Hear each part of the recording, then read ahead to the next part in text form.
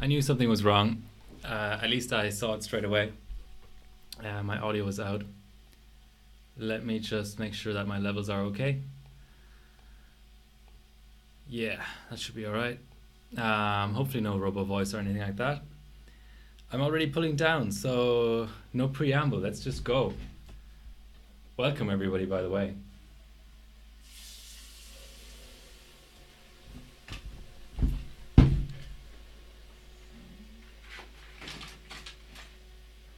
So I was made aware that the RAM kit that Team Force has, or Team Group has lent me, needs a little bit of exposure. So I thought,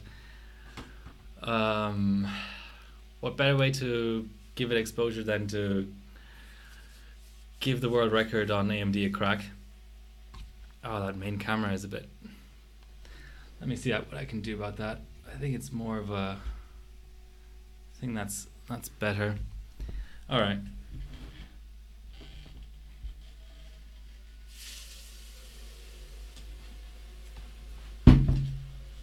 It's not my RAM, so I've kind of wrapped it more than I usually would.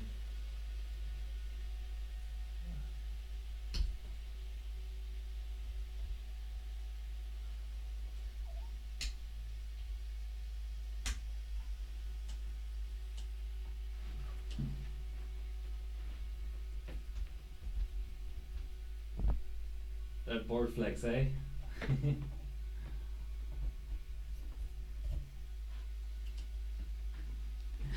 think I've finally broken a bit of the I/O on my board.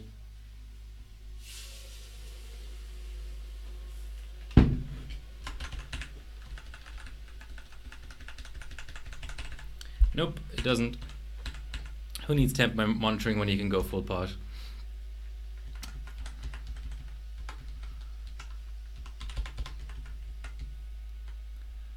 Hey, Marius.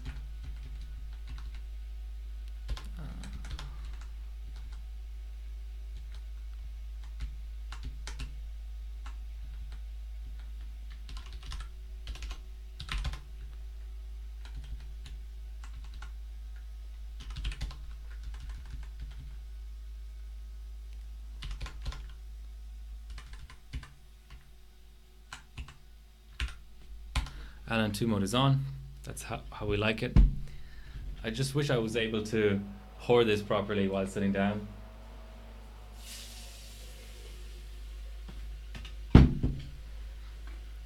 At least I have a boot code, unlike on the other board.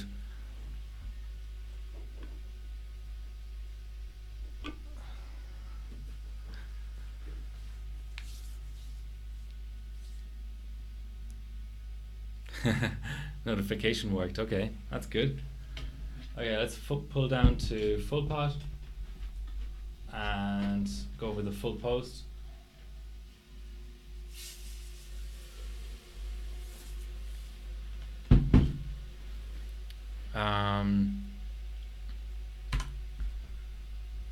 Capture card should auto recover. If not, I can probably do something about it. Oh, there we go. Okay. Okay, that looks good. Where's our CPU Z? Interestingly, that it's absent. Quite an important piece of the puzzle. I wish Flanker were here. He would be impressed with this. Oh, it's hidden somewhere, isn't it? Name.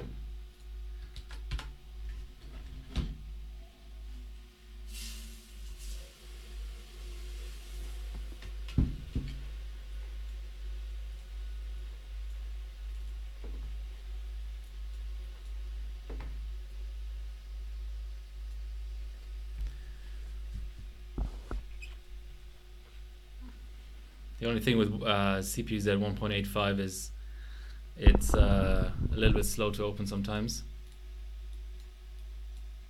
So there's our memory, 3600, 12, 11, 11.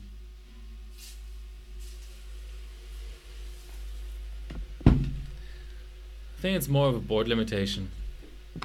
The fact that I can't go higher. I can boot the 3666 multiplier and the 3733 multiplier, but I don't get, it's not SuperPi stable. It might be Cinebench stable, for example.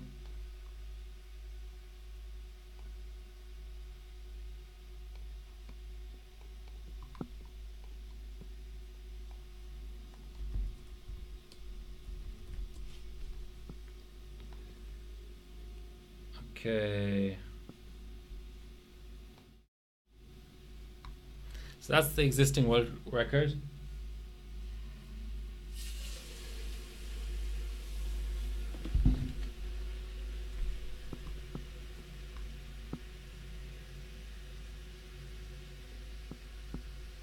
Yeah, I may tighten later on. I just don't want, since I don't know what the multi-core, the single core performance of this chip, I don't want to inhibit its ability by tightening up the RAM too much yet. So this is my current record on first gen Ryzen.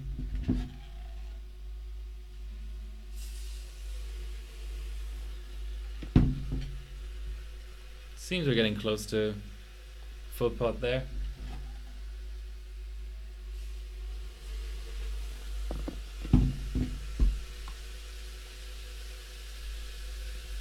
So 5.5 and looser RAM.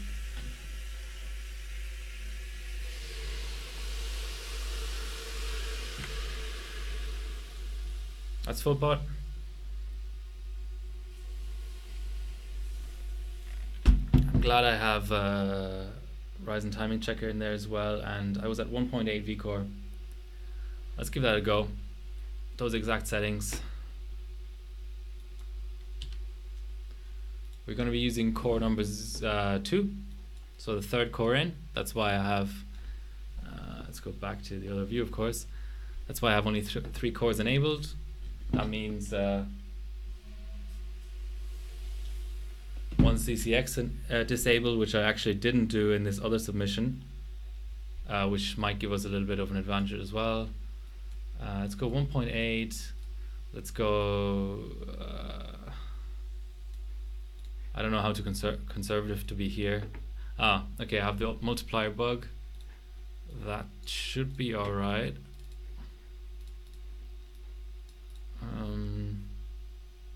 Oh, the other 2 cores are actually where they should be. Oh, that's interesting.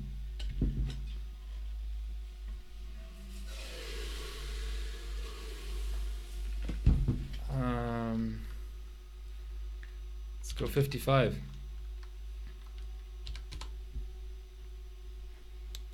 Now it's flipped. Oh, it considers those different CCXs. All right, I get it. Okay, let's go 55.5 on both. Okay, that's fine.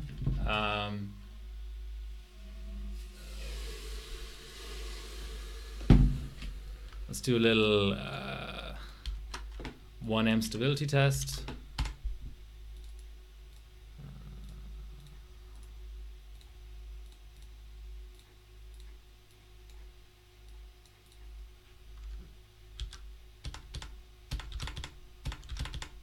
So we're looking for 78.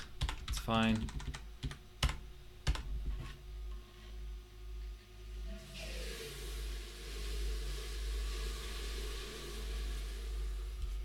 Okay, 7.831.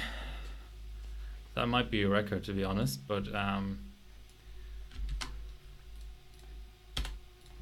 let's go 5.6 actually, just to see.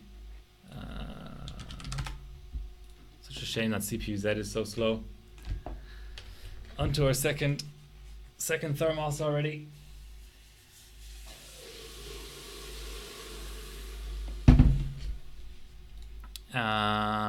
Okay, let's try the focus one actually. Caught a stream. Thanks for the bits.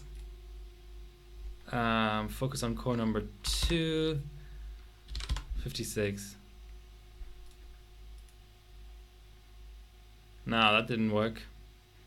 Okay, let's go CCX again. 56, 56. Alright, that's fair. Let's do another 1M. Should all still be fine. Okay, that's a hang. Okay.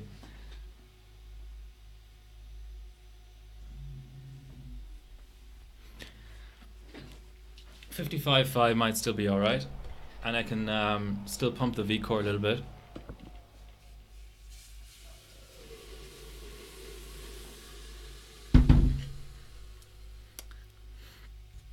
How's everyone doing? This is a little bit of an impromptu stream. I was actually trying to, I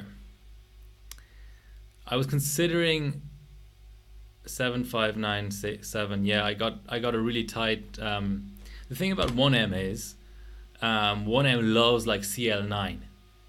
It's only, I don't know how to describe it really, but my current record, it's coming back. Capture card is coming back. It hangs on res changes, but it comes back. I've fixed I think all of the res change issues. Obviously, when there's no input, it will hang on stuff, but that's totally acceptable.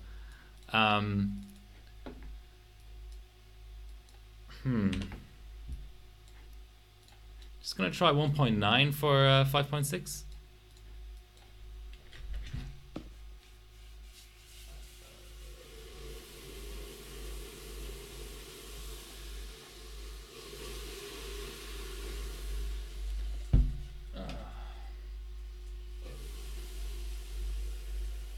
I'll go back to story time once I have a run ongoing. It'll be pretty chilled. Okay, where's our CCX? Keeps hiding off screen or something. 56, 56. Okay, that's all good. I would assume this is gonna hang again, but I just want to quickly check it. Reboots are cheap.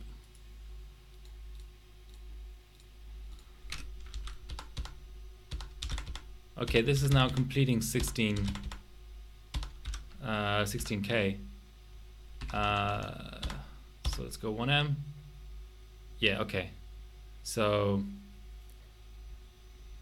if we're looking for more performance later, we could attempt like 1.95, but I think for the moment I'm gonna go 1.8 and 55.5 with the tighter MEMS. That should give me a decent first run at least.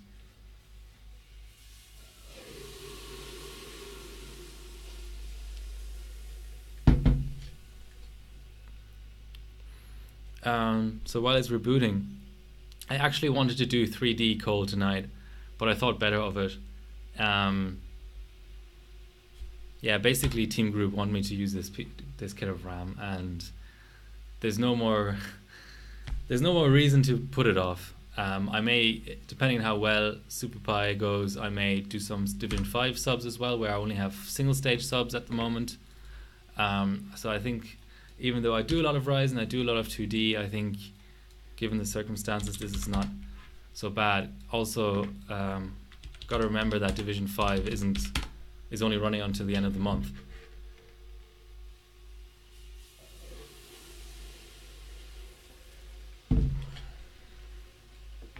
Good RAM.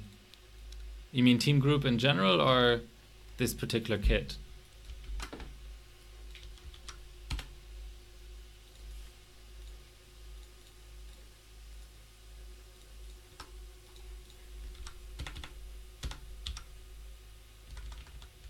Okay, let's just start a 32M.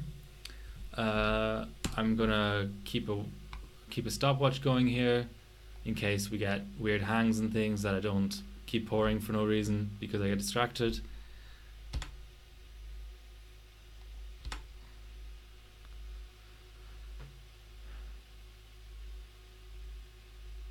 .649 first loop.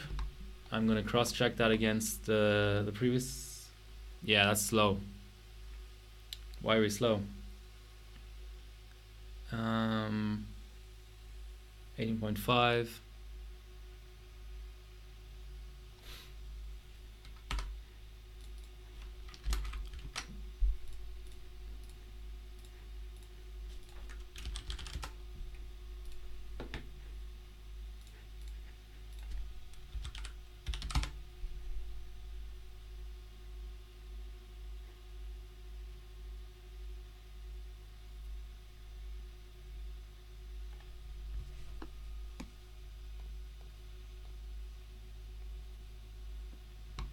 And interestingly, the capture card actually went, or has lag in it.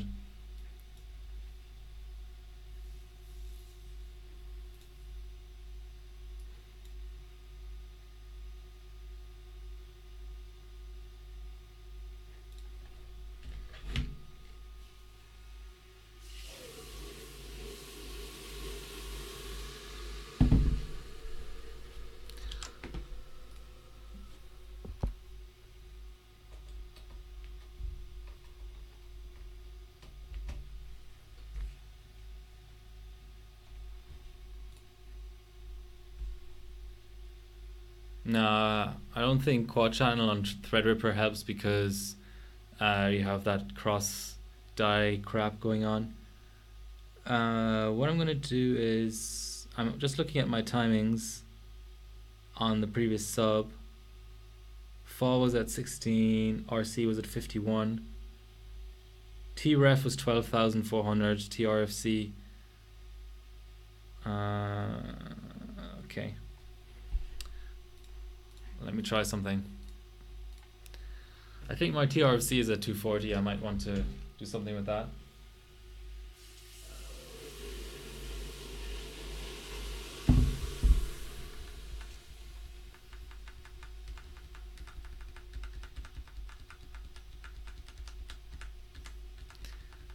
If not, I'll be the first person in the history of SuperPi to increase my maximum in order to get a better score.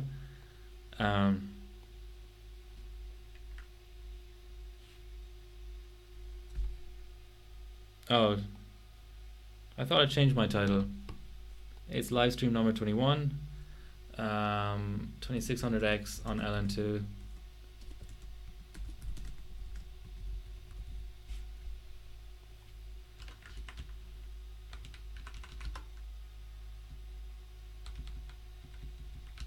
Okay, gonna lower this to 200. Now I'm a little bit rusty.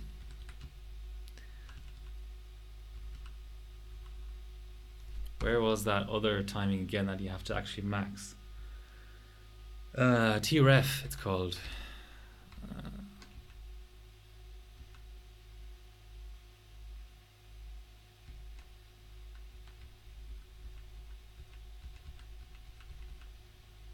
TRCD WR lower than TRCD RD.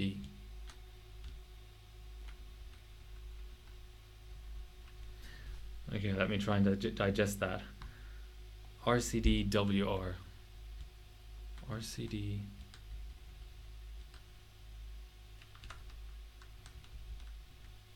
Razdikaz right delay.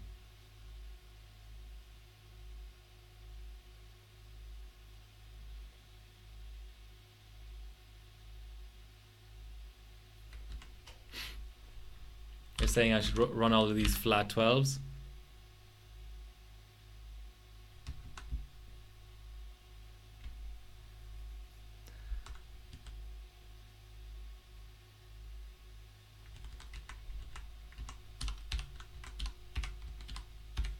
Like that?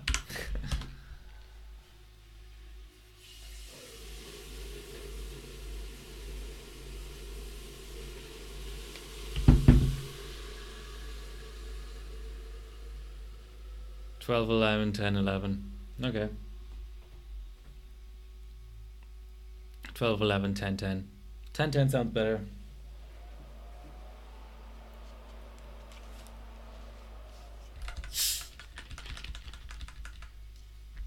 What I might do is I might get a baseline run in with the profile.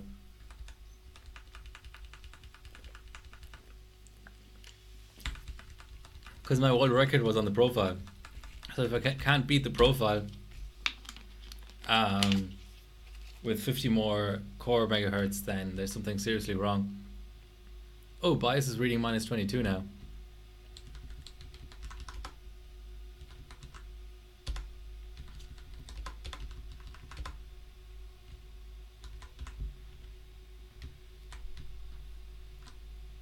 Yeah. Might be the 200 that makes all the difference. Who knows?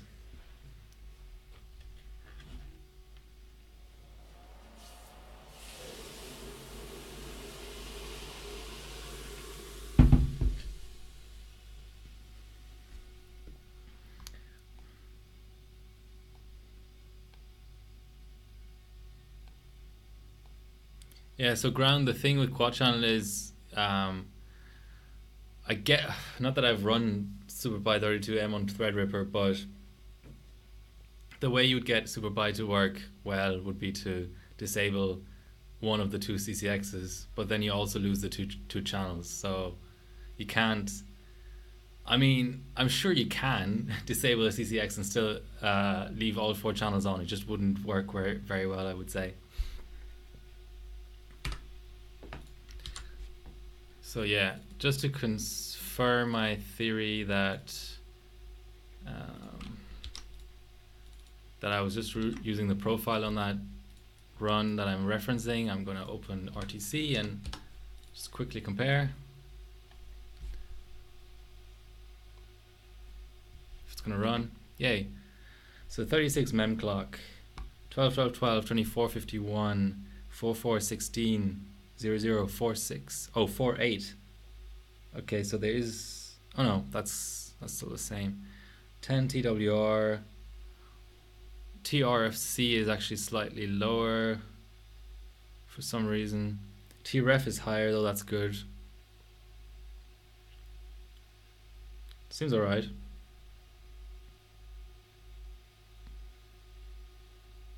Command, okay.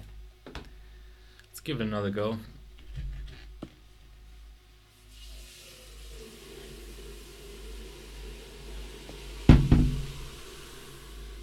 Chip seems oddly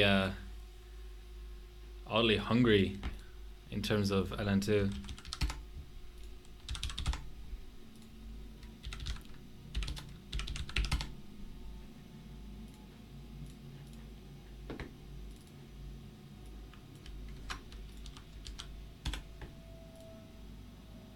$55.6.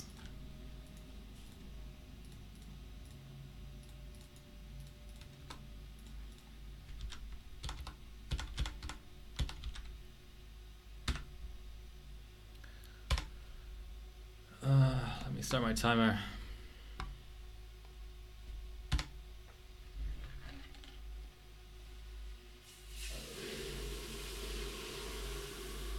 Nah, 4.6 initial. It's pretty bad.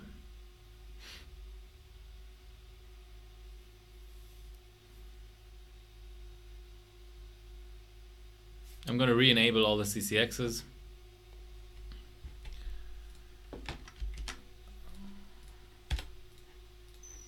What's the other thing that's different?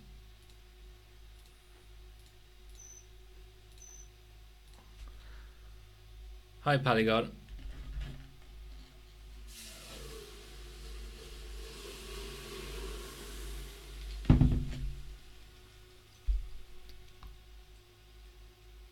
A lucky chip? Not really, to be honest. It's my only second gen Ryzen chip. I wouldn't consider it special in any way, shape or form, to be honest. It's just a bog standard 5.5 gigahertz chip. I downcore in Windows because BIOS downcore is flaky. I'm not saying it doesn't work, I'm saying it may require a couple of reboots to apply it, so I don't use it. No, not Cinebench.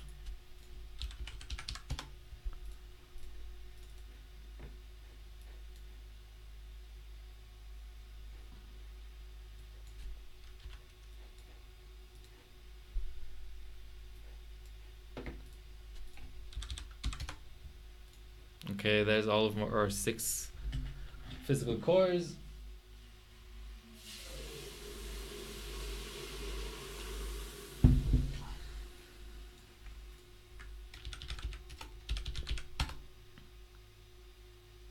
I'm just about to do that ground.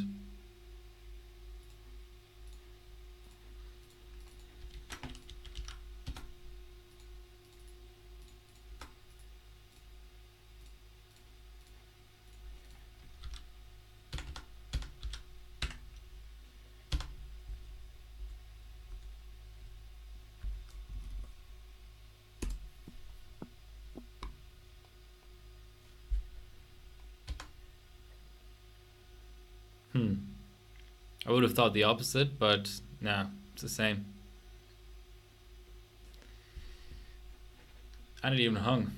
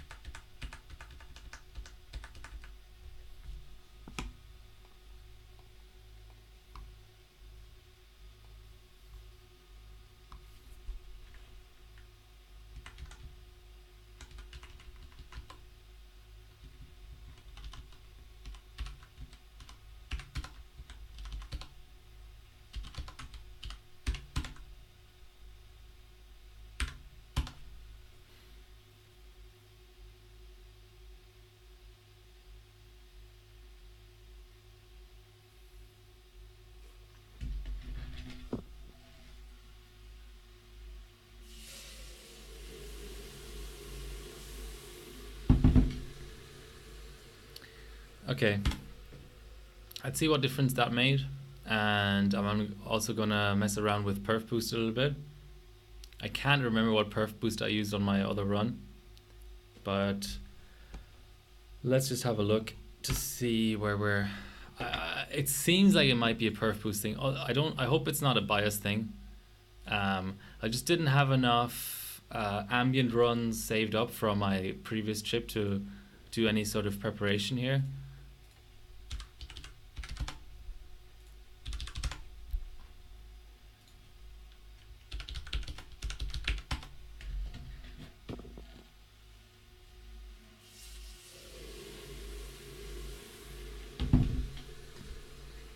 That's a hang. Interesting.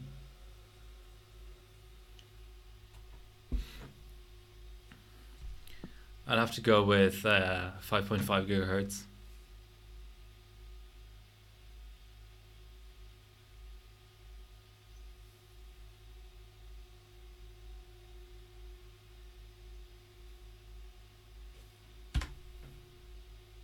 Must be perf boost actually. I think I did no perf boost and that was the fastest.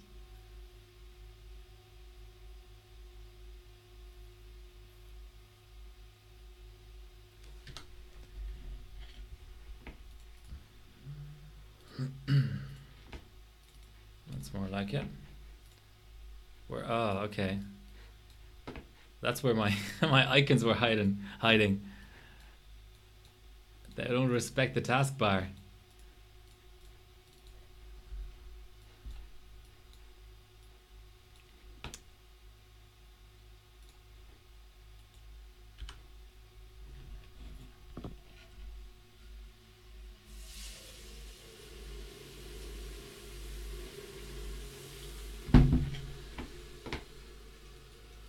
So there's our 12, 11, 10.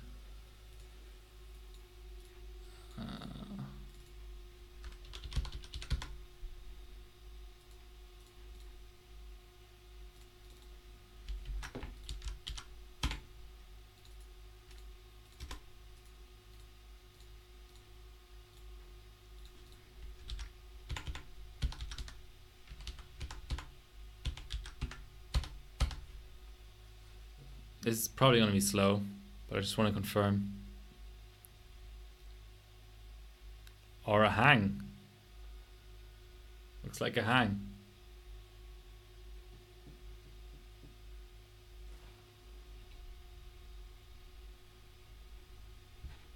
Okay. The other cores really are worse by a lot, it seems. I'm going to down core again to 3 cores.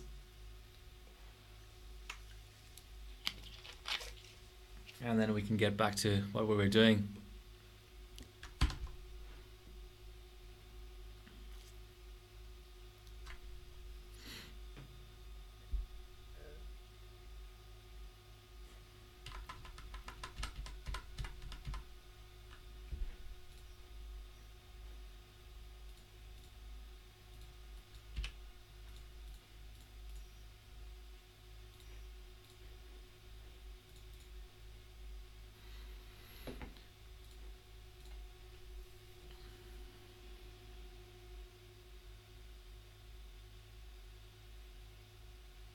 Ryzen is a bit weird though. 3D Mark Physics, I've seen it get a lot slower with faster timings. Similar to what you're suggesting, make like 12, 11, 11, 10 or 12, 11, 10, 10.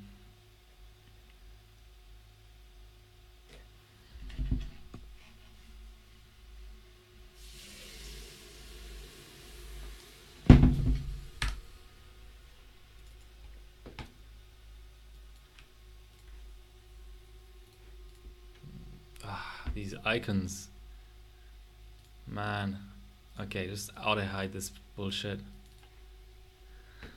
How long have we had taskbars? How long have we had icons on the desktop and still Windows can't do it? Am I being unreasonable here? Am I actually being unreasonable here? Please tell me I'm not.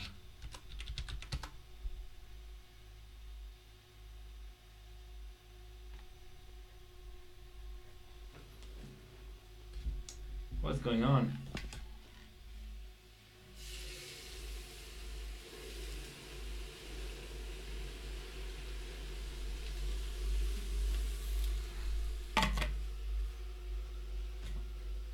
This chip seems quite a bit hotter than the 1800X I clocked last night.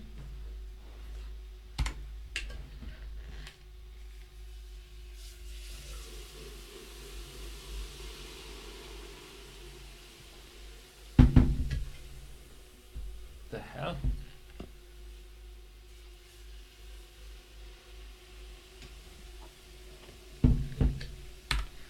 Oh yeah, let's make sure we're actually at full pot. Let's give it a little bit more voltage and it should do what it's supposed to do.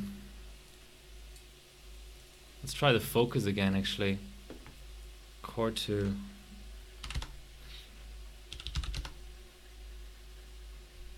Yeah, it's not going to the higher P state though. I don't think. It's yeah.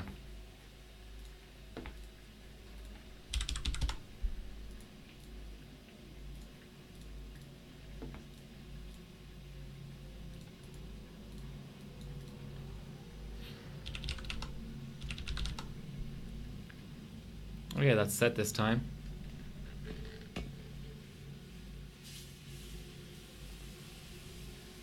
I'll try and keep my pod topped up more than I thought I needed to. Our memory is still where we want it.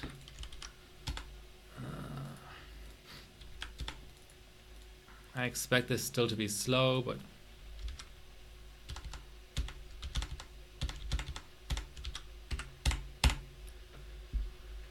please complete the first loop at least. Okay.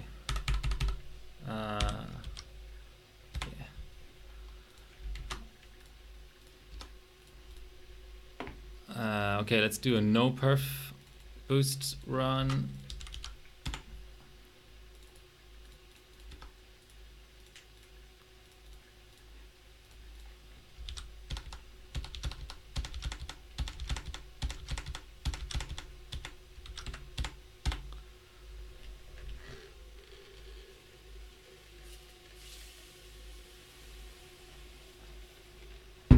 Same bullshit.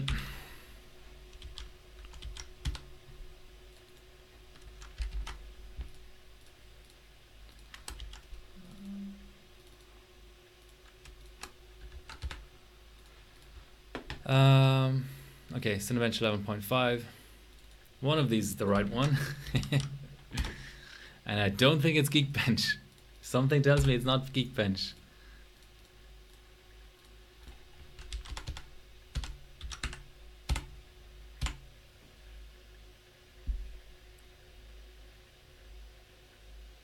Nah, slower.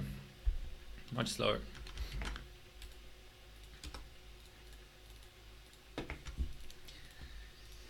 Alright, just gonna work my way through all of them.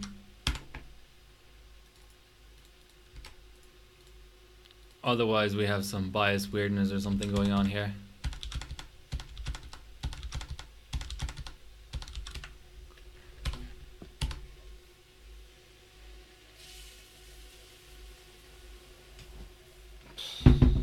Horrible.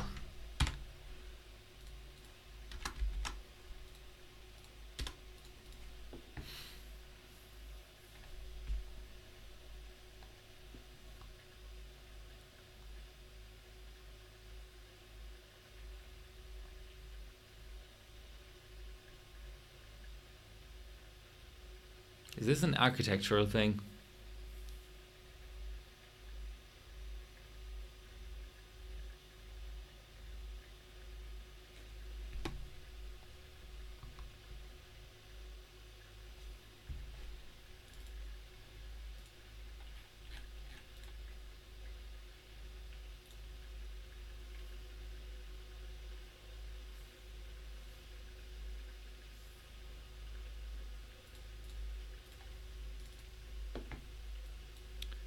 I don't think I can clock my way out of it either.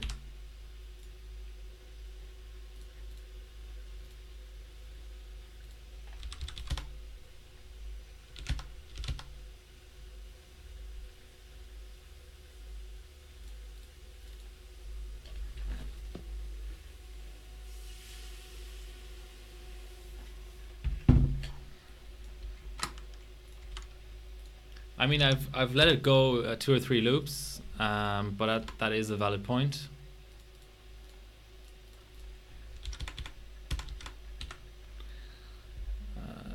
Gonna need my stopwatch here though.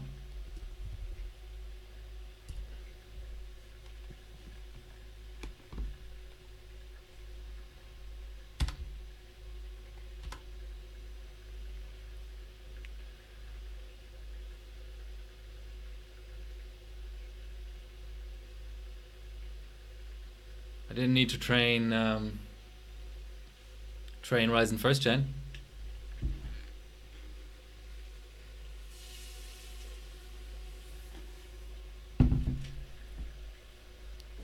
A second slow on loop 1 is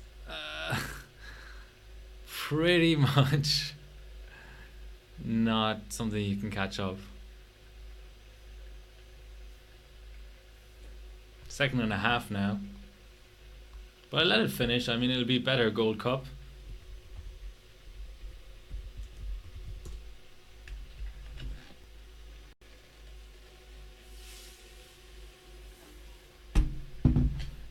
I doubt you can AI branch predict fucking Super Pi 32M.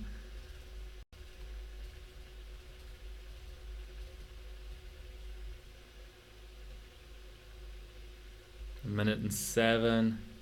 It's almost 3 seconds slow now.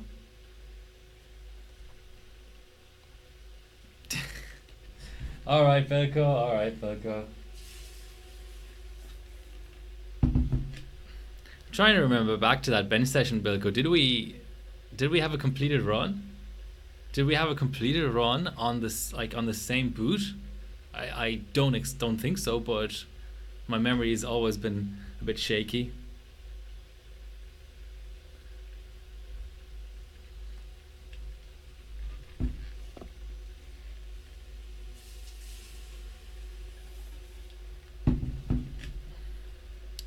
Okay, well, you live and learn.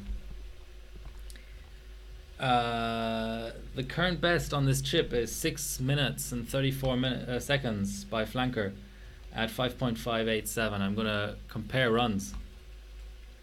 I wish he was on the stream. This is 5.6 gigahertz.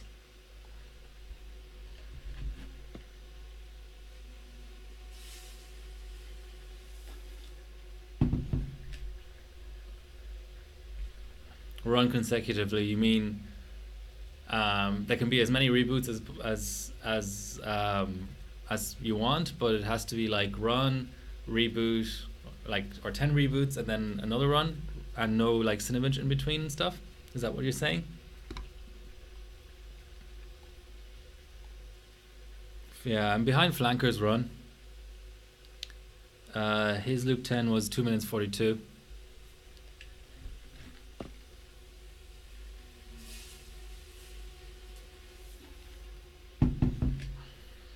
Okay, well, this finishing will at least tell me that 5.6 is stable, so that's good. I used Ryzen Master to pick the best core.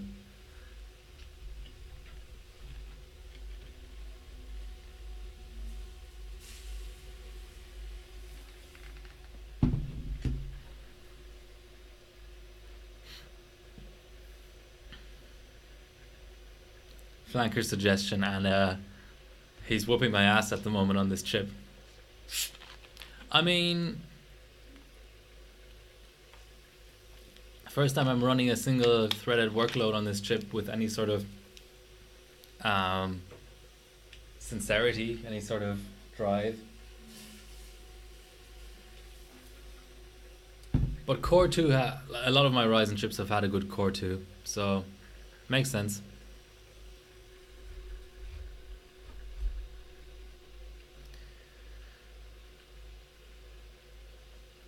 Is that a crash? I'm at 4 minutes. Yeah, it is a crash. So loop 13 should be a 3 minute 30 or thereabouts, and I'm at 4 minutes 20 on my clock. So maybe I'm just gonna do a 5 gigahertz run at like 1.7 V core or something.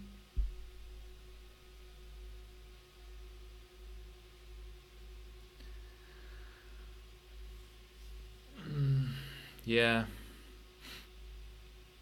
I might pull out that bag of tricks if I need it.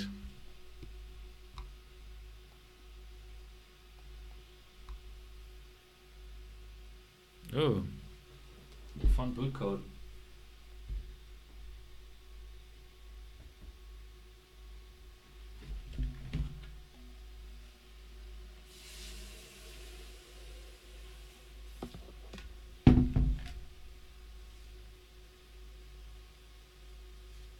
Very fun boot code.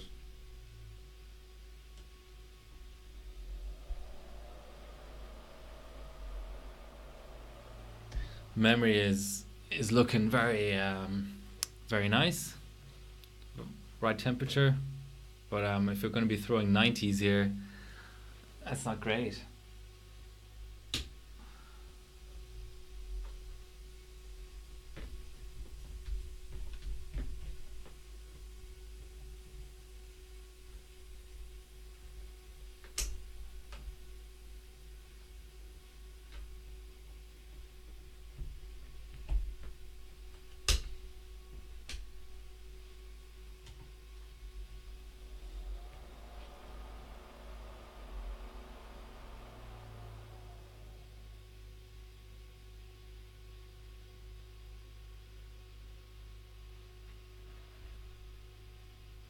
Core 2 Ryzen.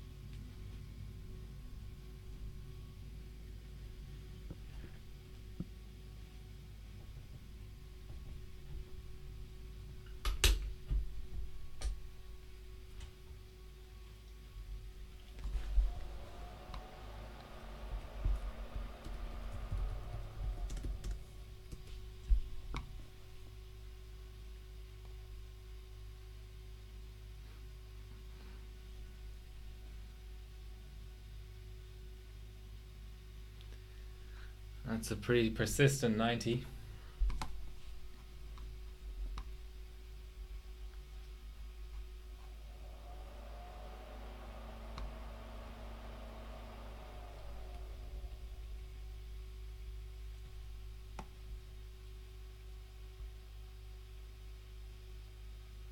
Is DRAM recovery.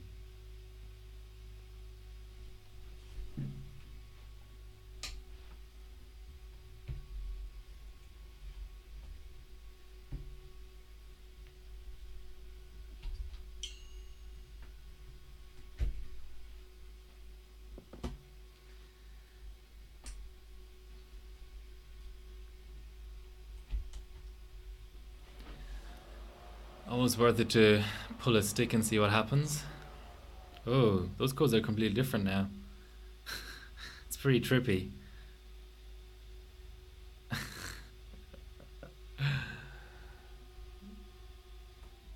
Oh yeah, another safe boot.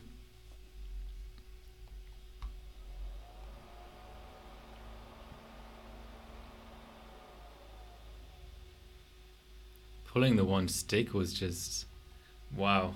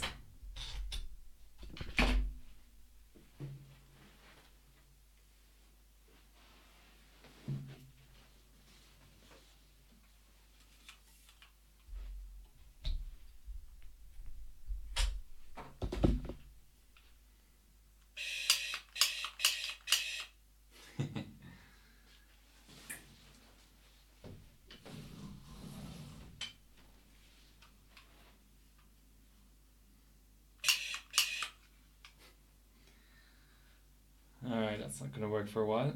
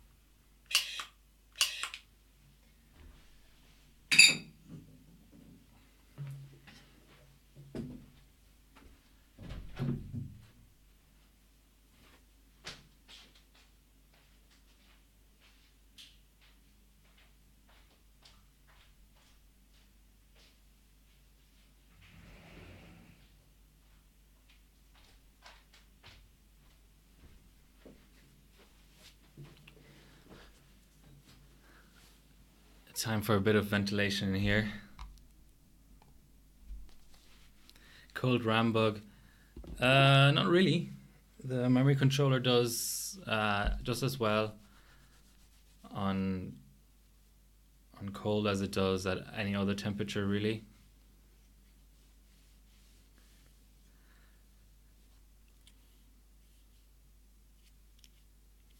Nice sticks. So my torch won't light because there's not enough oxygen here apparently, or something like that. So just have the window and the door open.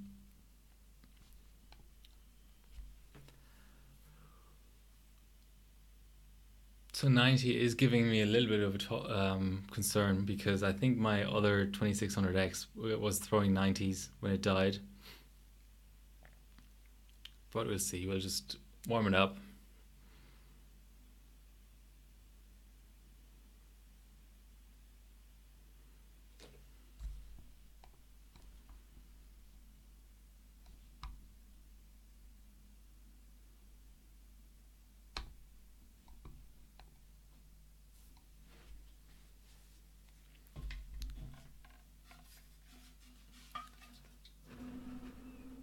Hold on.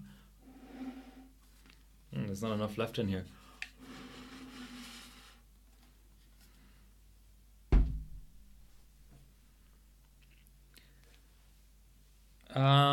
It's a second gen Ryzen optimized kit. I don't know if I can say how I got it, but yeah, it's a loaner. I have to give it back.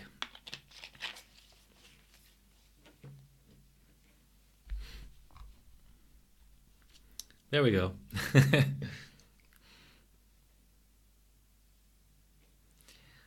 Yeah, so any subs I make with this kit will be, well, first of all, I'm only allowed to use it on Ryzen, and any subs I make with this kit, I'll probably be ticking the sponsored box.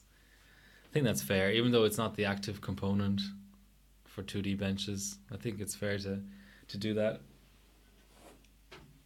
A lot of people do that. A lot of people,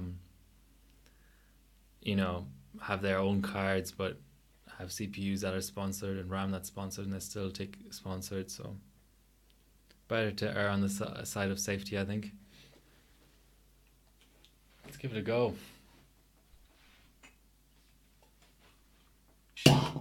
There we go.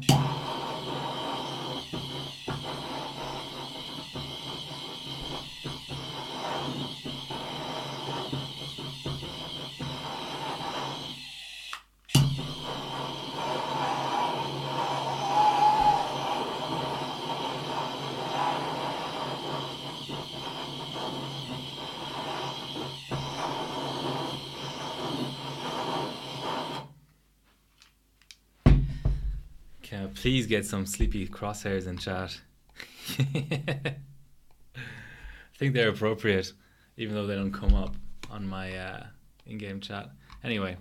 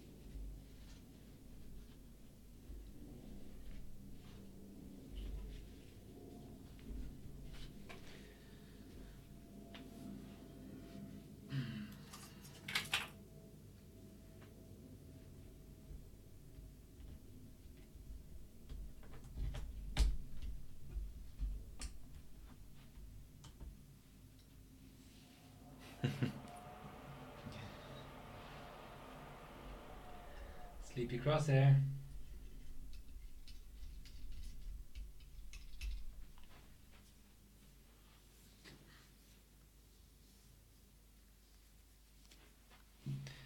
Yeah, insulation is really only relevant when your session is over anyway, is the way I see it. And I've been scarred for life by the fact that I had a pretty rare Z97 board that I insulated and it died from being insulated. And I talked to other people since then, and the way I insulated it was fine. The way to recover from it, everybody said, please just throw it in the dishwasher. I threw it in the dishwasher and it didn't come back. So I haven't really killed anything important in terms of boards from not being insulated, but I've killed something important from being insulated. Now that tally might change at some point, but for now, especially with socket heater, I don't really see the point. This chip was acting funny though. It was just throwing out so much heat, and I don't know. I might throw a 1700 in there just to compare, just to see.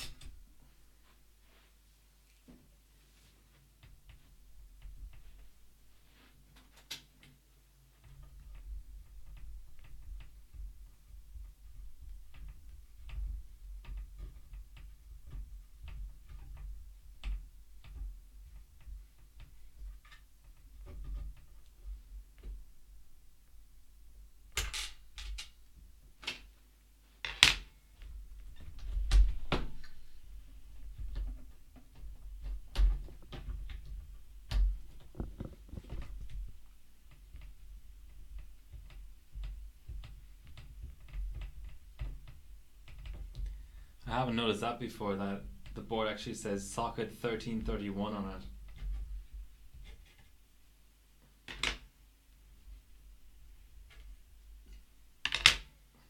Now, I don't think anybody really knows what socket 1331 is, but nice of them to include that little factoid.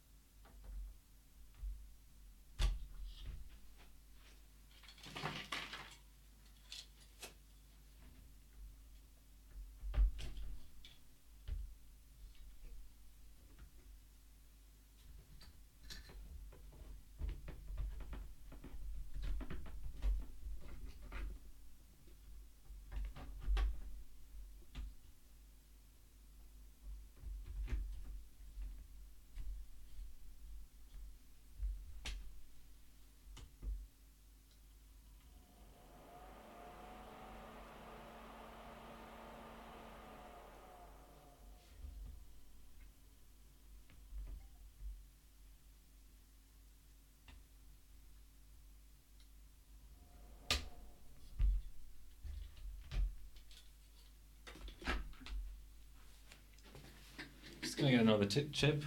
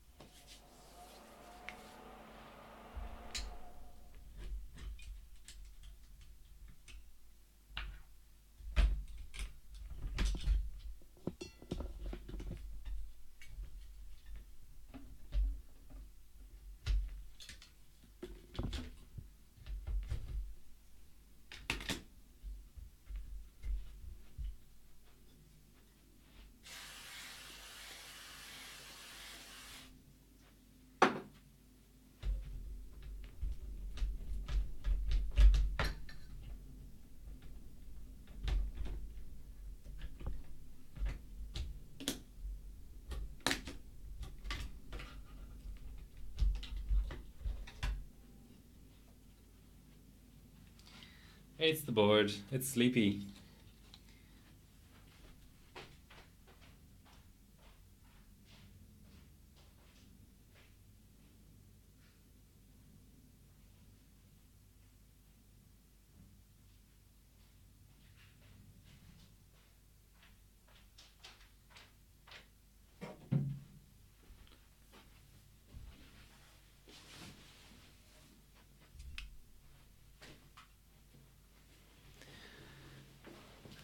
All right.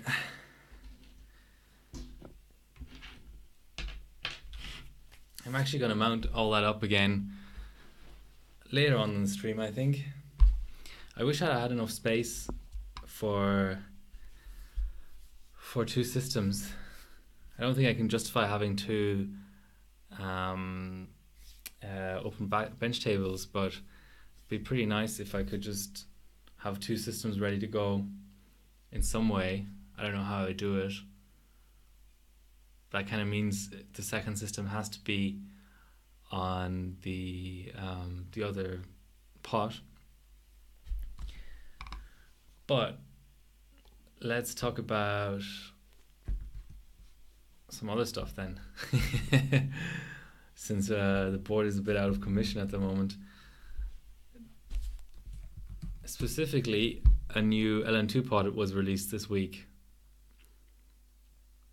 The Kingpin T-Rex.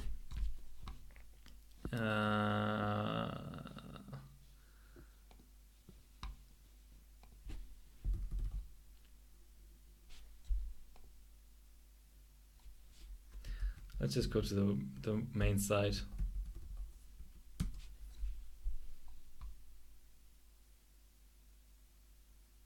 Or I check front page.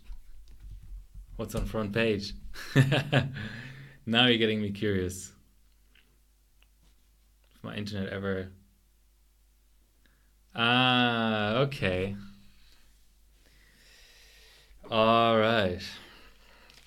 So Young Pro and Bob and Zed benched together.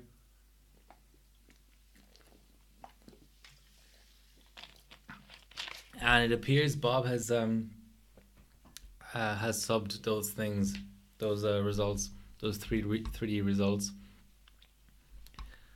which is a little bit unfortunate. No, I'm kidding, but from a purely selfish perspective, it's a little bit unfortunate because I only just got 5th in Australia yesterday, but with those results, wow. Okay, so what the rankings looked like yesterday was Sniper Oz, Team AU, Stuas, 0+0, me, and then Bob and Zed. But now Bob and Zed is first in Australia just because of the insane points you get for global firsts, advantage, and 3 Mark 11. I mean, oh, 500 points more than our Sanino. I would have thought they would have gotten more than that.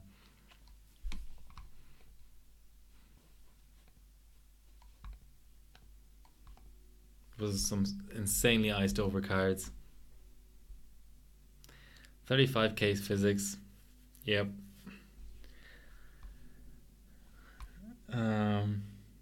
I'm just liking this weird lighting effect through the 4 holes in the IO. It's kind of interesting.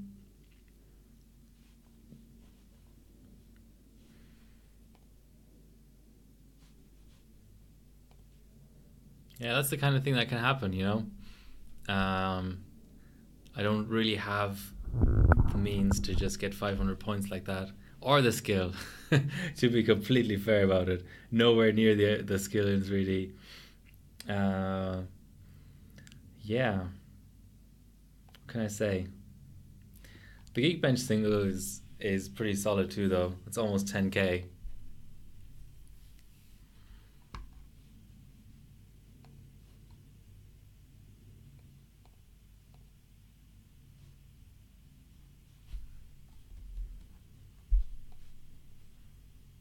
Twenty-one, 25 RAM.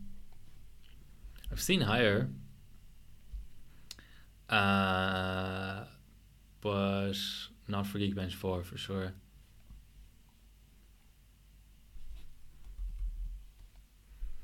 $7.3. It's the new normal. It's the new normal for this kind of stuff. Okay. So the new pot that's out is the T-Rex.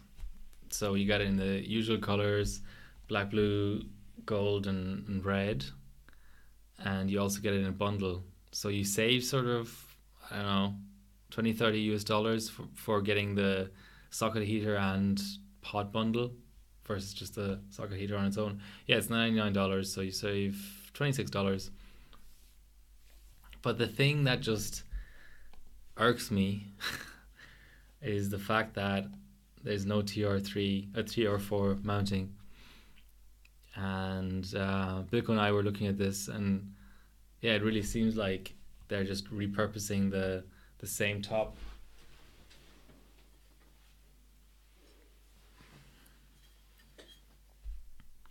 Doesn't that look exactly the same? So the side, what other shots are there of it? Yeah, so that they keep on just showing this side of it, which is the same. If you look at this, at the mounting, this is a good shot of it.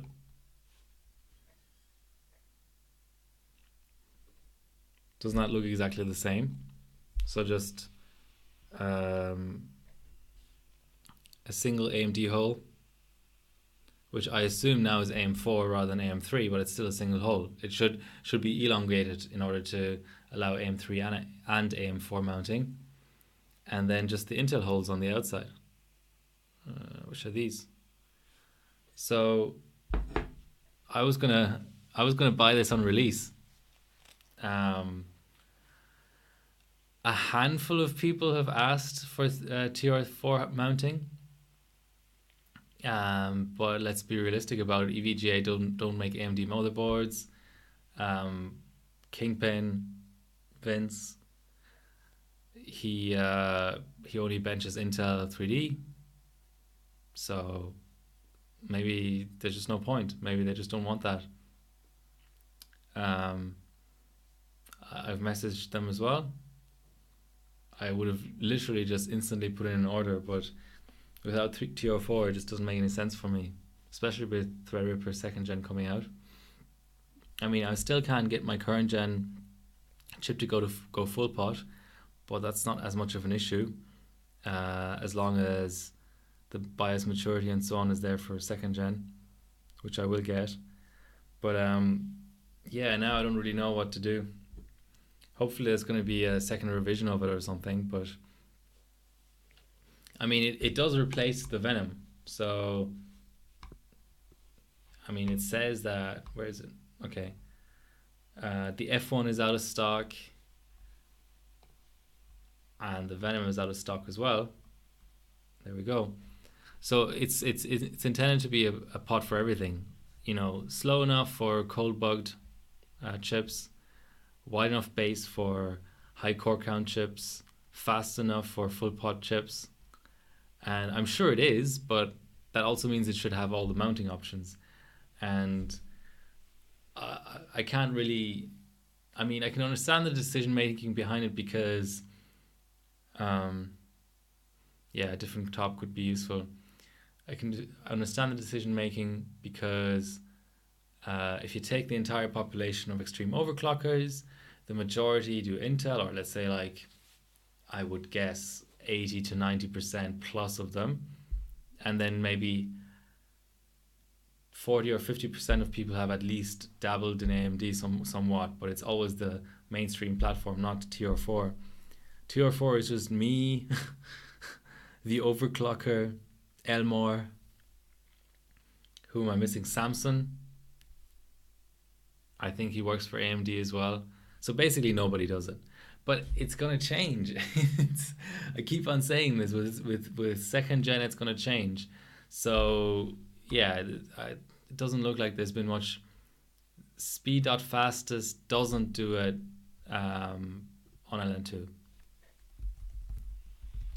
Unless I'm completely off base here, I haven't seen any LN2 subs. Let's see.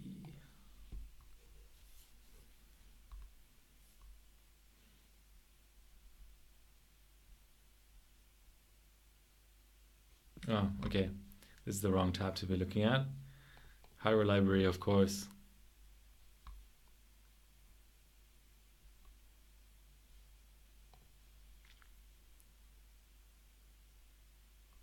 Four gigahertz, 3D Mark, 4 gigahertz.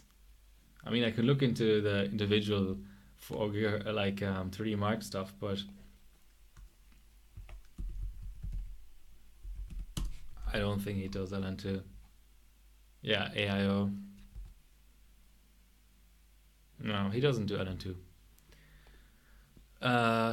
Yeah, so there's not a lot of people around, but it's going to change, and it's just the top. And I don't really understand sort of the entire sort of rationale behind it. Like, so okay, two scenarios that I want to put out there. Either the top manufacturer is different to the base manufacturer, and the top manufacturer has told Kingpin, either you order the same shit again, or we don't deal with you anymore, or they ask for an unreasonable price to redesign the top. Or for some reason, when the original order went in for Venom pots, they ordered more tops than bases. That's the only reasons I can think of. Or it's just pure laziness. Maybe, I don't know. I really don't know. Maybe they just, like, if you're going to be releasing a new pot and it becomes your entire lineup of products, why not just put like one more set of holes in there? It's not that hard. I mean, maybe I should wait for the answer. Maybe how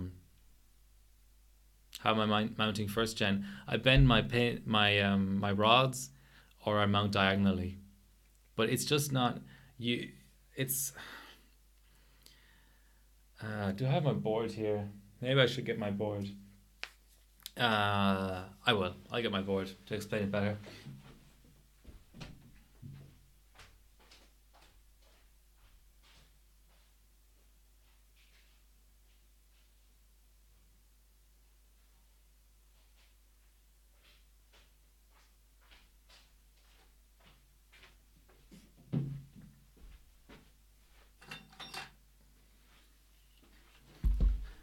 So bending the rods sometimes can be okay, uh, especially on sockets where you just have a hole in the motherboard. You can kind of deal with it a bit easier. But on this, I do have a view that's actually like reasonable. No, I don't. Okay, you should be able to see it. Do you see the fact that there is no through hole there? There's just it's the socket just there's a, what would you call it? There's a little piece to the socket in all four corners that is capped. There's no through hole. So on the other side, you have like four, screwed sort of sockets. So it's part of the socket mechanism. So you don't really want to, well, at least in my mind, I don't really want to put more stress on that if I can avoid it. And the other thing is you have an LGA, right? So in their overclockers like launch day issue on Threadripper, they specifically pointed out that on LN2 overclocking you lose contact between the pins and the chip already anyway. Okay, fair enough, the chip is really big. That's great, that means high res pic. Thanks. That means I suppose you can, you're not going to be bending the PCB or something, but it's just not ideal. I know that when I'm mounting up the pod that I'm not getting what I should be getting, basically. I mean, there's a couple of aspects to it, right? First of all, the base of my pod doesn't completely cover. I think that's all right. That's there's not much going on the outside of the IHS anyway. I'd like it to cover, but just to give you an extra level of sort of flatness, and I don't know how to describe it really. But let me show that to you as well.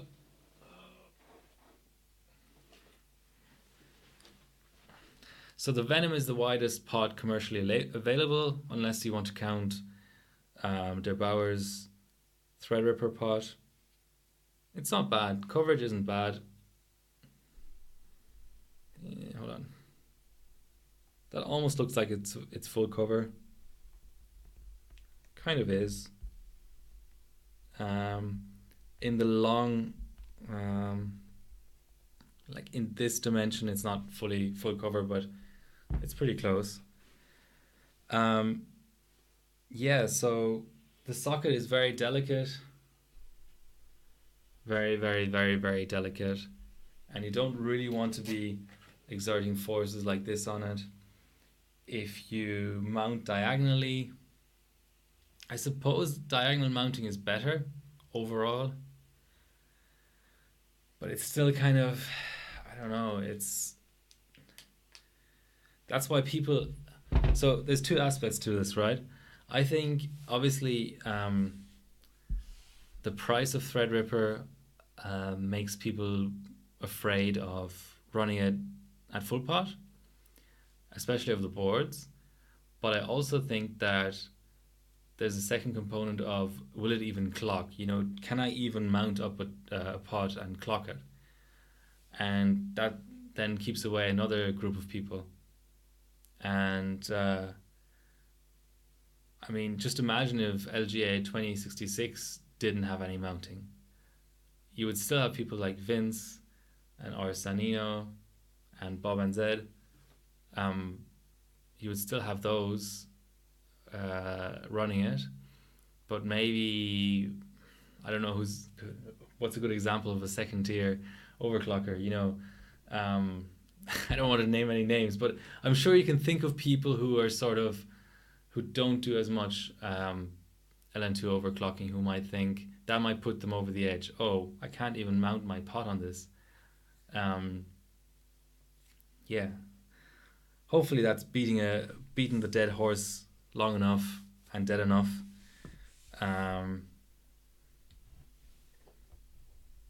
That's Threadripper. Those are the issues associated with Threadripper. And it's not really an issue associated with Threadripper as much. It's just an issue associated with pot manufacturers. Metal plates.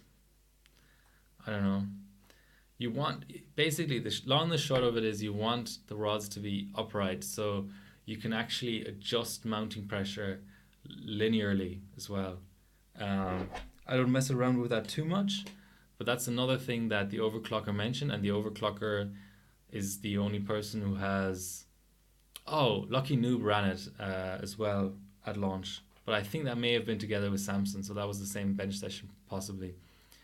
Um, the overclocker actually went into quite some detail in his article, talking about how they had to constantly adjust the mounting pressure of the pot to be able to make sure that the pins stay in contact with the CPU. And I have no way of measuring that or knowing when that's happening when I'm pulling down. Maybe I need to pull down slower. I don't know what's going on there, but um, as I noticed some condensation on the bottom of my chip. This is why I don't like LGA. I was running this on chiller and it's got just a nice little sheen of condensation on it. Yeah, obviously when your rods are bent, then it's much harder to adjust that pressure. You may actually have a maximum amount that you can tighten them before you can't even add more pressure. Whereas when they're upright, everything's fine. I'm sure that the problem statement that I have can be solved without a T-Rex with TR4 mounting, but I'm just saying from my very sort of ignorant, naive point of view, I think they could have just added it. I think something similar happened with the Venom pot. Yeah, their Bauer is ridiculous. I got into LN2 overclocking about a year ago, and I haven't seen anything in stock since then. It's not that I check every single week, but I've checked regularly, and yeah, it's just ridiculous. Yeah, so that's that story. Let's go back to what else has been going on this week, basically. First, I need to put my board somewhere.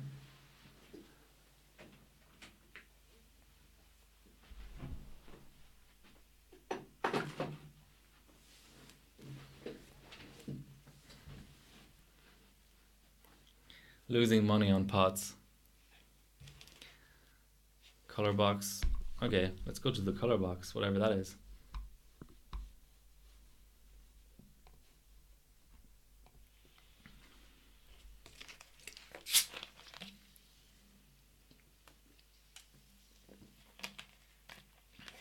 Okay. So you reckon I should be able to... so are those holes threaded? Threaded holes on top of a thread ripper. Nice. If those holes are threaded, then I can kind of understand what you mean. So I would be able to put like the rods through some outside holes, and then not the rods. I suppose a set of screws through the outside holes to attach the plate to the socket, and then the rods through some further inside holes, and then springs and screws. Yeah, I'm having trouble picturing that now, but I suppose it's always an option. Okay. So yeah, that's the tough thing in Australia, right? Again, obviously, well deserved for Bob to be in first.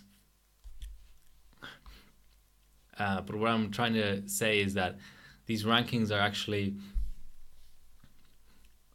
I don't want to say more active, but sort of more volatile, because everybody in the top 5, I guess, is capable of just some insane results. Even Stubbs, I think he's taking a break. I don't know how to pronounce his name.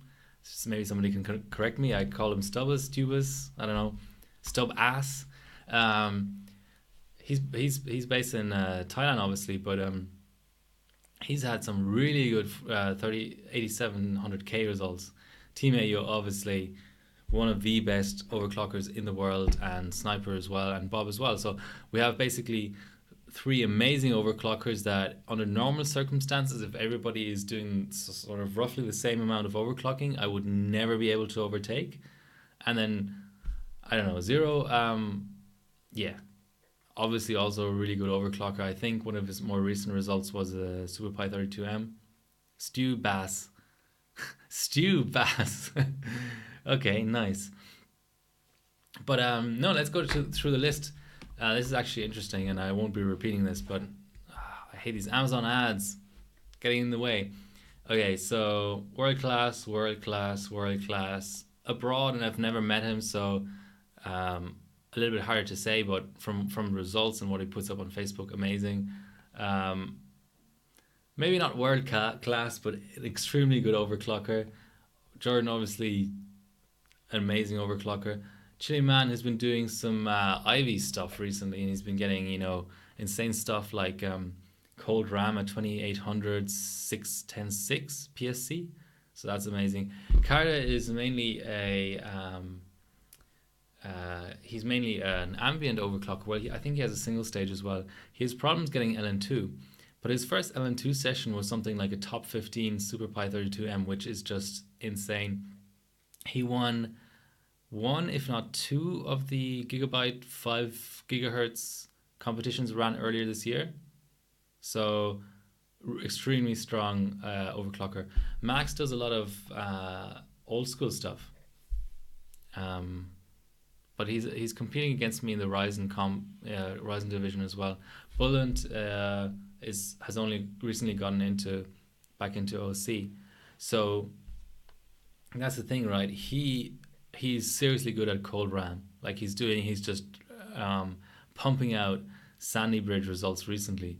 So it wouldn't surprise me. It doesn't take a lot for him to be like fifth or sixth. JJC is inactive. Used to be good. Yeah, but he's inactive. Wasn't he the guy who went to MOA at 16 years of age or something? Yeah.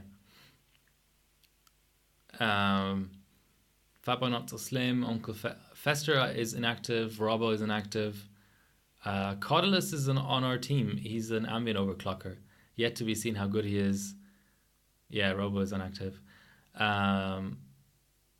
Festa, I think you can call inactive as well. No idea who Avalanche is. New Life is an amazing AMD overclocker. TM, I think, is inactive. He must have been good at some point, though. He's elite. That's how you figure out the good overclockers, right? It's who's elite or not. Yeah, no activity, 0 followers. That's interesting. Maybe the wall just didn't load. Weird. Broken wall. Yeah, I don't think he's had a submission in a long time. Not this calendar year. Okay, let's just call this guy inactive as well.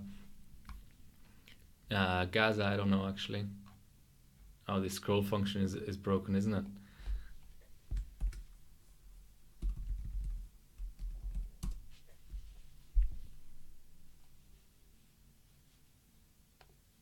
Hello.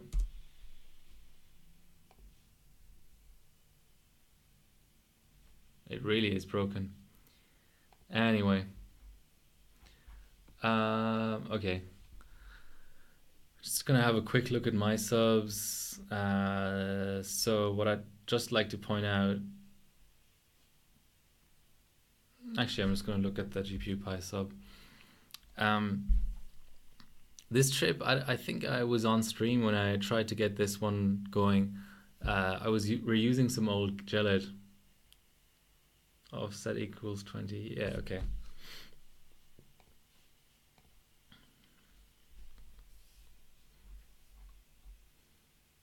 T8Y. I have no idea who that is. 865 ranking.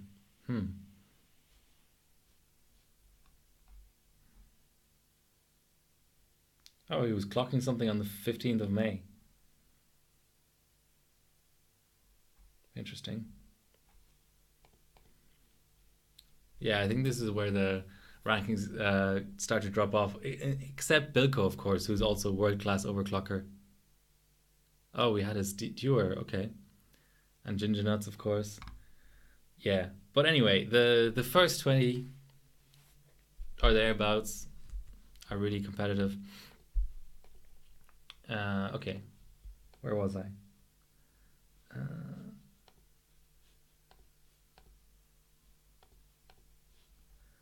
Yeah, so this chip didn't even do 5.2 gigahertz 1B last time I tried it.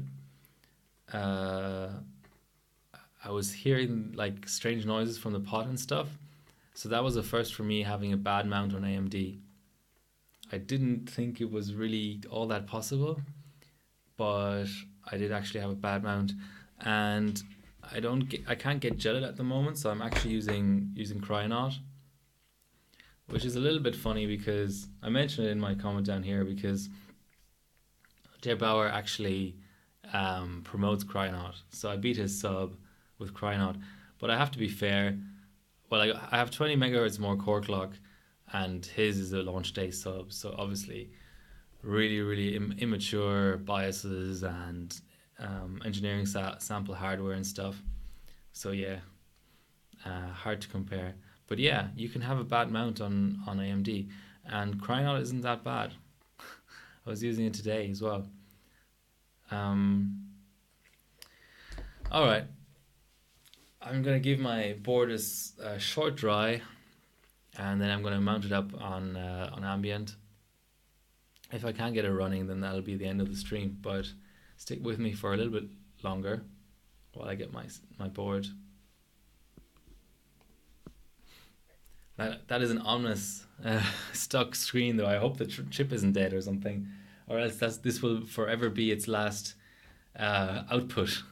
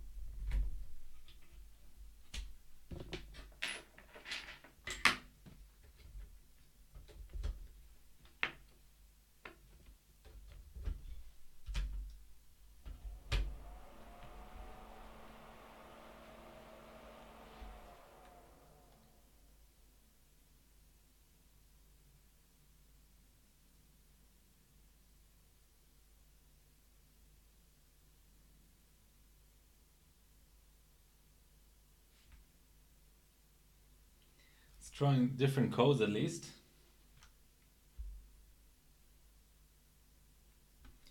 Um, on the basis of that, I'm gonna actually add the video card. That's always helpful.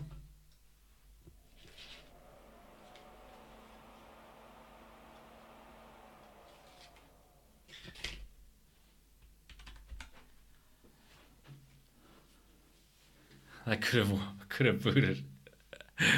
Yep. 15, 22. 36, 27, 62.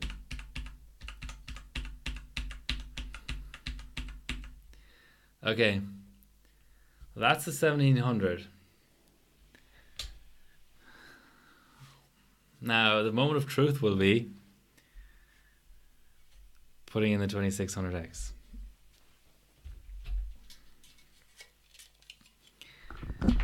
Because I did see some suspicious codes on that.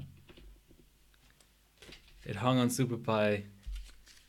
It wasn't wet, and there's no reason really for it not to post again after a reset, yet it didn't.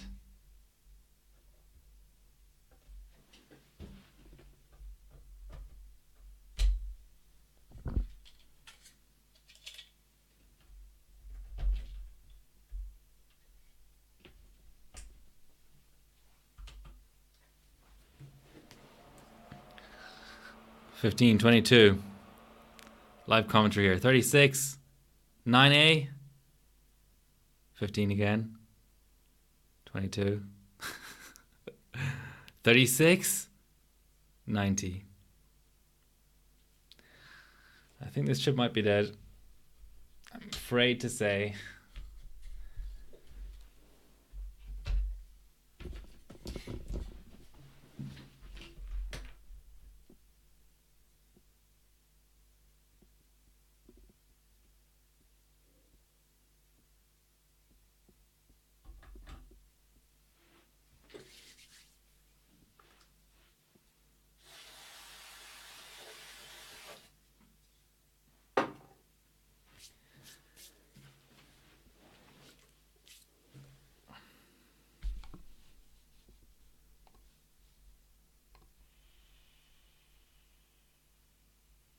Red, white, and green. Yeah. What did I set it to? 1.95 volts. I always thought that was a really safe voltage for a Ryzen. Maybe I have to rethink my approach on second gen.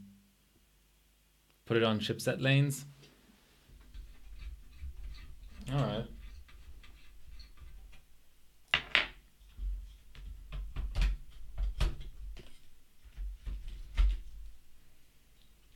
But now I can't reach the power button. No, I can. Yeah. But I was seeing scaling from the VCore. I didn't just give it VCore for no reason.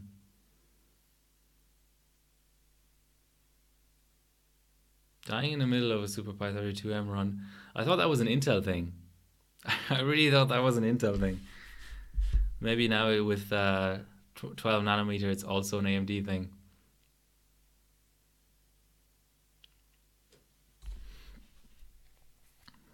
Just thermal paste everywhere.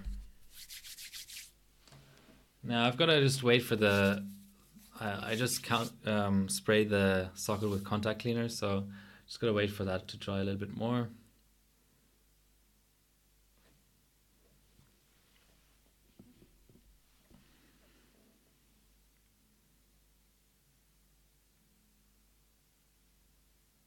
Chip seems reasonable in terms of how clean it is and stuff. You don't think the chip is dead? Alright. What makes you think that? I'm usually an optimist, but what makes you think that? My last 2600X that I RMA'd through 90 when it was dead. And I mean dead. Trying everything. Different RAM slots. 90 is a RAM postcode though. Let me go back to the. Where's our little. Yeah, here we go. This is a little bit out of date, but it's certainly relevant in terms of postcodes.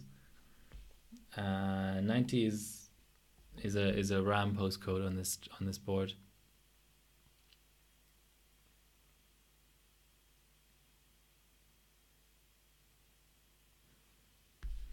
And the thing is too, you know, the other chip works with the same setup, so.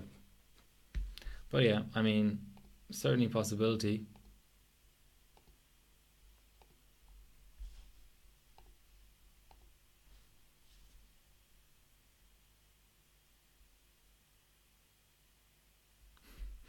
There's a viewer called Banana Nana. Okay, it's nice.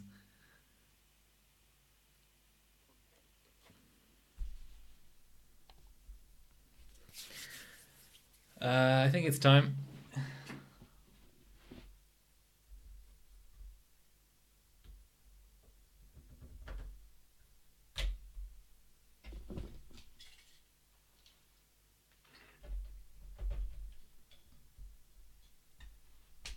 Let's see if I can actually reach the button.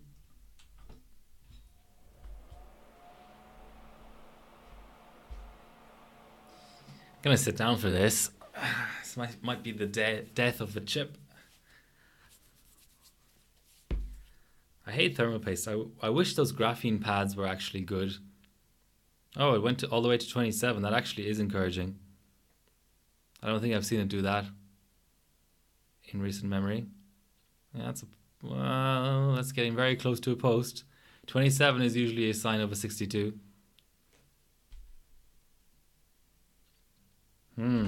Interesting.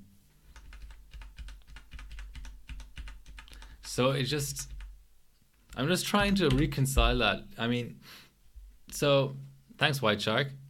Very much appreciated. Does that mean, like, how is just a portion of the SoC dead? Or did it hang on a certain setting and the motherboard could no longer convince it of that GPU slot being usable or something? Because it just doesn't make any sense to me that 1700 worked and this is the 2600X Bilco. Isn't it? Oh, fuck. How did I manage to mix those up? How did I actually manage to mix those up?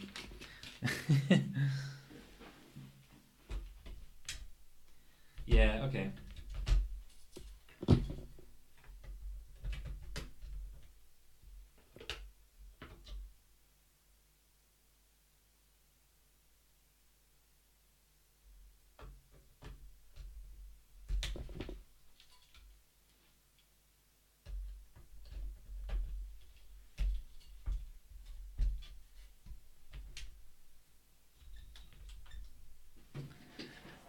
Like I always say, my streams are always about either an achievement or just failing spectacularly, and today's stream is definitely veering into the direction of failing spectacularly.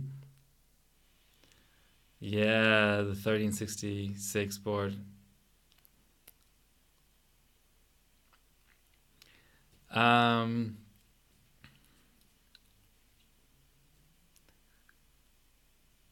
Reset it. I mean, it doesn't even have a CMOS battery in it. How much more resetting can I do?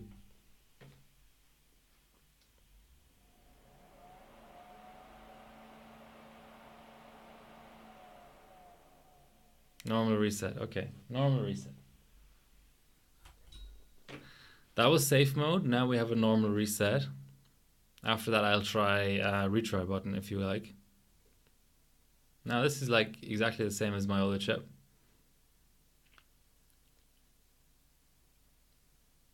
Different memory channel. All right. Let's try all four thing slots. Just for shits and giggles.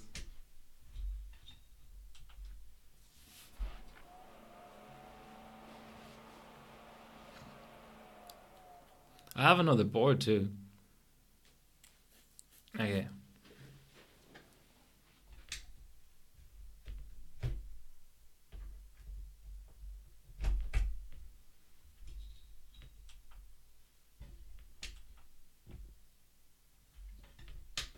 I'm going to put the GPU back where it was because it's just annoying me that I can't press the buttons.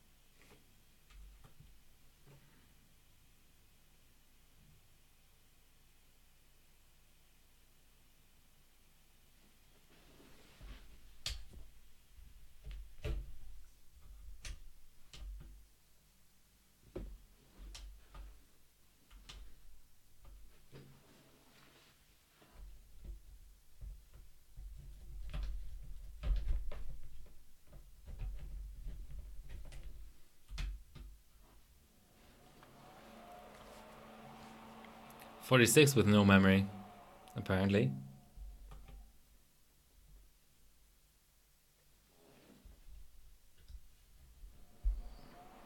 Yeah, 46.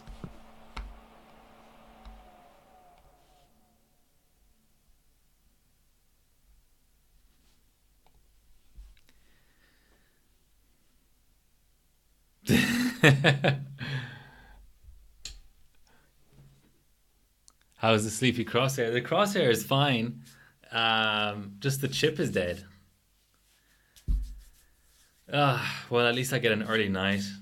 Let's look at it from a positive perspective. Yeah.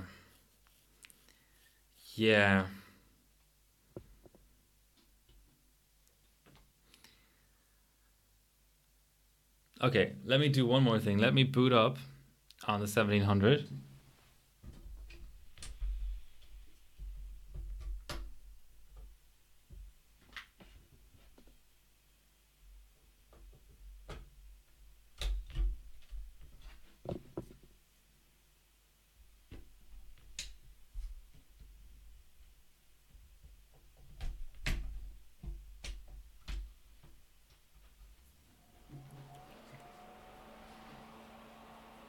It's in a murderous mood. Another chip killer aces board. Yep.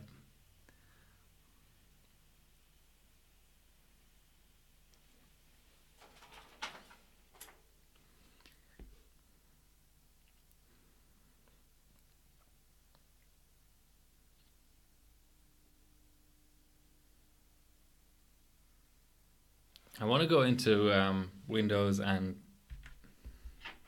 see what my Turbo V says actually.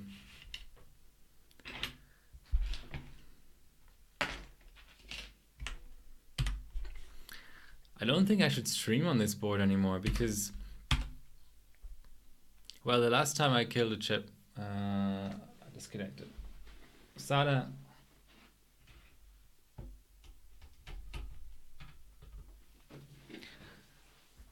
The last time I killed a chip on this board, I think was Turbo V related, but I wasn't streaming.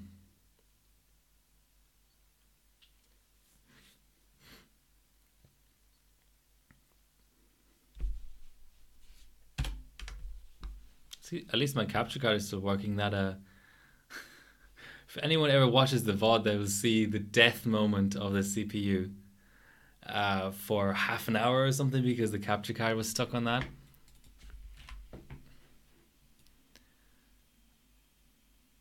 Okay. What I'm actually going to do is I'm going to load up my profile. It doesn't have any cold volts on it, basically. And I'm going to see what Turbo V shows in OS. Because the only thing I can think of is Turbo V tends to auto to 1.225 sock volts. Cold, that shouldn't be a problem, but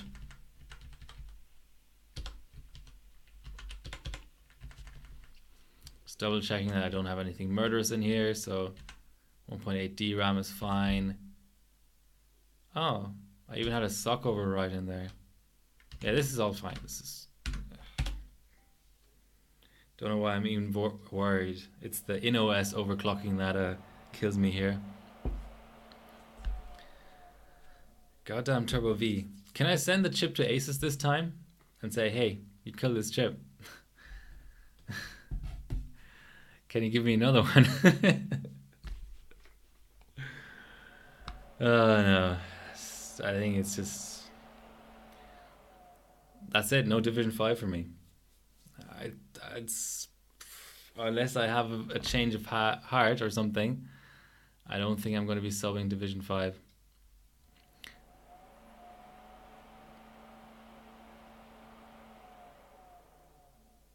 Yeah, ground. That's what I've been experiencing too. When I killed the first chip, it was obvious. It showed like, I don't know, 2 volts sock voltage or some shit like that. This time I, at first glance, didn't see anything too outrageous. But, I mean,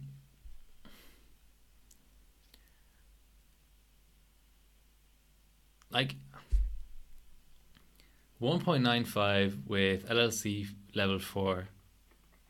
I wouldn't consider it ultra safe in terms of voltage.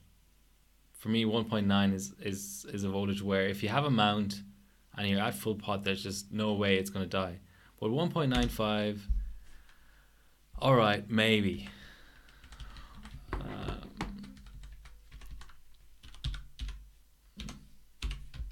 Okay, let's just go down DRAM frequency.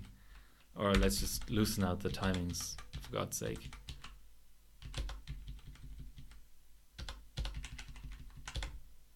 Whatever.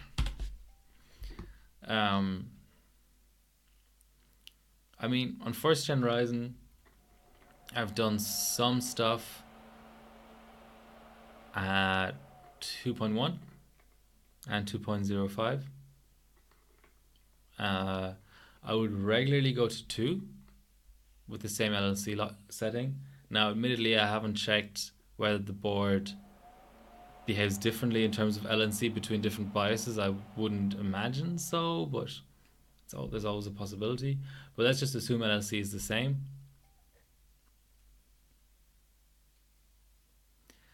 All right, RAM. Giving me a hard time here.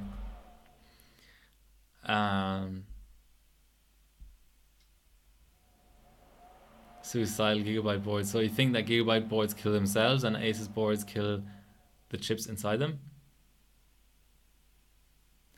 Digital multimeter. But yeah, that gets old very fast. Checking the voltages all the time.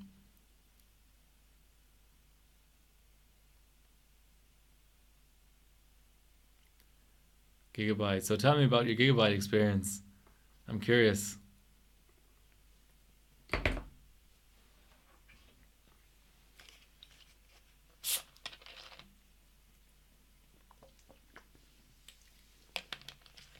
Keep it hooked up, but I mean, most boards don't even have Pro points, or you have to solder them and stuff. Here comes a rant. A rant about what? Oh, Gigabyte boards. Okay, I'm ready for a rant. Give me a rant.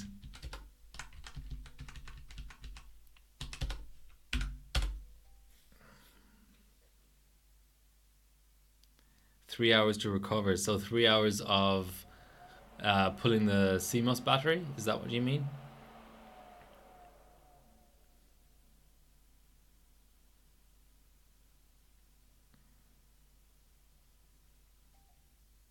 It's D2. Just want to boot Windows 7, damn it. Get good. Rebuilding the system, you mean physically reassembling the rig? Or like Windows recovery or something? Oh, okay, we're switching out RAM and stuff, okay.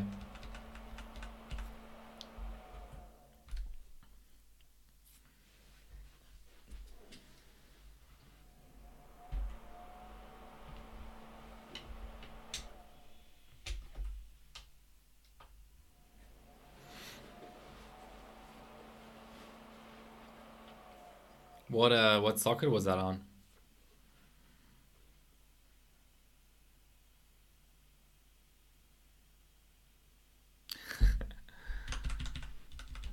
Maybe you like how they look or something. 775, 1366, AM3 and 1156. I don't have a Gigabyte board on any of those, so that's good to know. My Rampage Extreme is on the way, so that's known to be a killer. So I managed to kill stuff on boards and platforms that are known not to be killers. Rampage Extreme is going to be interesting. I'll just have to... I don't know what I'll do, to be honest. I'll just have to be really careful about it. Just ambient clock for the first 30 sessions or something.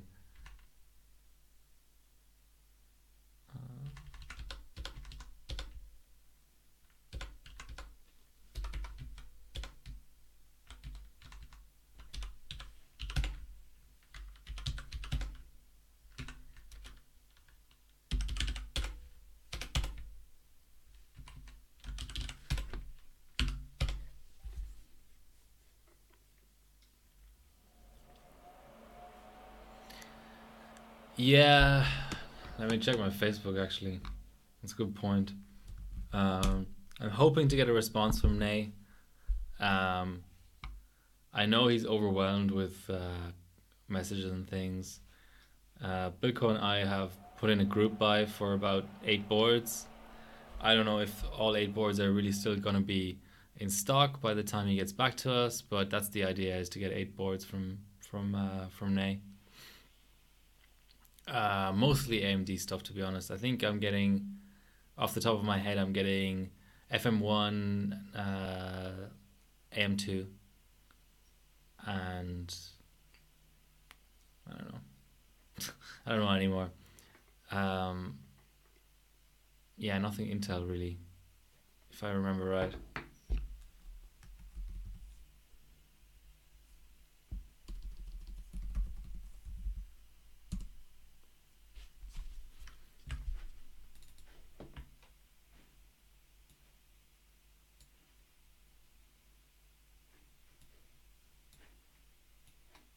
It may be LN2 mode related as well. No, I think the X58 OC is way overpriced, isn't it? I wanted the LN2 board as well, but it's too expensive. AM2 LAN party board. Which board in particular?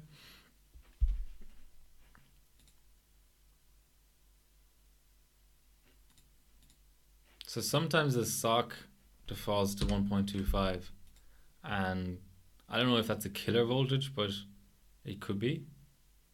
I don't know. With a good mount, I just don't. M2R. Do you mean the M2RS? Maybe. There's lots of different ones. There's an A version and a B version. Um,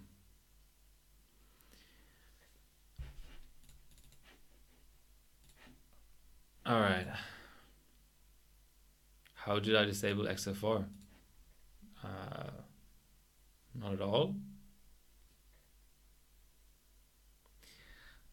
On cold though, I mean, I would say it's probably okay. Maybe not for second gen. My shutdown button doesn't even work. Hello. Okay. On that note, especially cold, it should be. Yeah. So this is sort of always what happens, isn't it? When you think you have an idea of how to get a result out, there's an XFR voltage bug. It isn't really. Okay. But I mean, I didn't purposely set 1.25. I'm just saying that every once in a while Turbo V puts 1.25 in that box, and I don't always catch it and correct it. I think that the way that overclocking utilities should work is you change one thing and it only applies that one thing. I don't know why there needs to be a default setting. It should be sort of grayed out or something to tell you this is not being set. This is just what it's currently at. But anyway, I have no one but myself to blame for killing that chip, regardless of the extenuating circumstances or whatever you want to call them. 10 viewers is nice though. I'm glad that other people destroy their hardware. Yeah, yeah. I mean, yeah, whatever. I can't change anything about it. Um, I mean, I'm going to be getting more second gen chips anyway, but this is a bit of a bummer because it's my only chip. If I would have killed a 1700 or something, I would have said, well, yeah, that was going on Fleabay anyway. But 2600X, yep, it joined after I killed a 2600X. Most likely. I mean, if people really want to see it, I have an M80X board that I could power up and try to put the chip in and first upgrade the BIOS for second gen and then, but I think we've sort of beaten a dead horse here. Um, but thanks for joining. This is definitely going to be the last stream for a while because I don't get my new data cap back. I get 40 gigabytes every month, on a certain day.